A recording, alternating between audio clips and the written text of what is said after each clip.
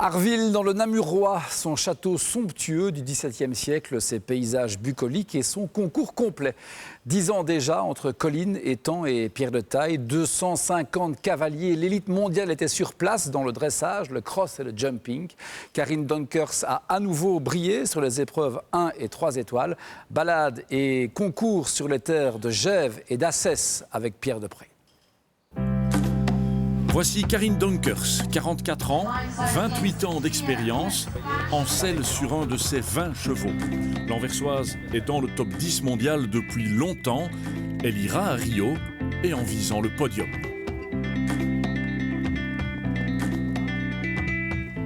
Chloé Ratti, 22 ans, première année dans les concours internationaux 3 étoiles.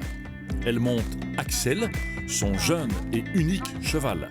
La Namuroise progresse vite, mais si on évoque les Jeux... Rio, c'est trop tôt? Oui, je pense que non, ça va pas être possible.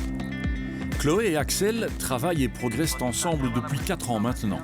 Le couple a été repéré il y a 1 an par le sélectionneur fédéral qui souligne les qualités de Chloé. D'abord, elle veut fort travailler, elle écoute. Elle sait bien se concentrer et elle a l'esprit d'un sportif de haut niveau. Et on est très content en Belgique d'avoir quelqu'un comme elle. Le concours complet regroupe 3 disciplines, l'obstacle, le dressage et le cross, à accomplir avec le même cheval.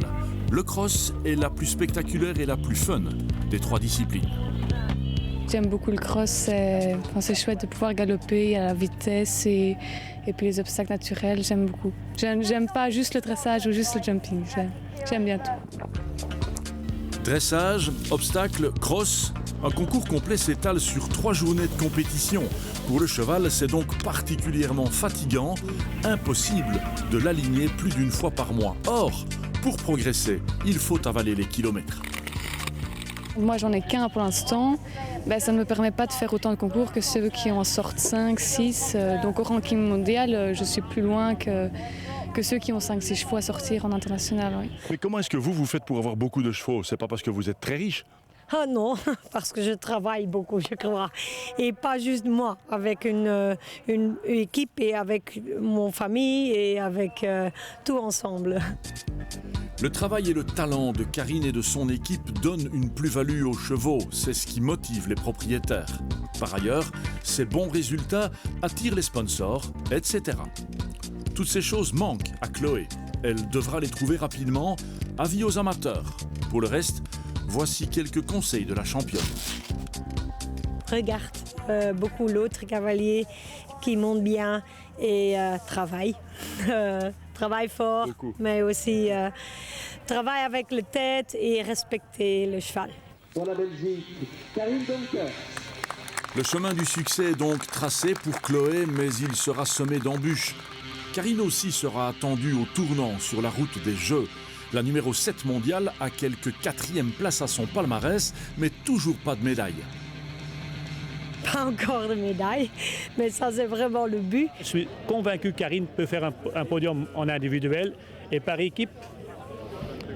Si je peux y aller avec l'équipe plus forte, on peut être dans les 4e, 5e places et à ce moment-là, on peut aussi un jour être 3e.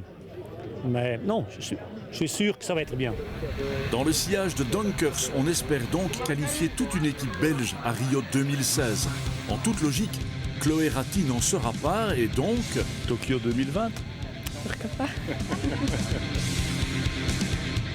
Allez, ce sera sur les antennes de la RTBF en tout cas. Vous savez tout pour ce soir. Dans quelques instants, la météo, suivi du journal d'Anne Goderniou qui attend à l'entrée du studio. Très belle soirée sur la Une.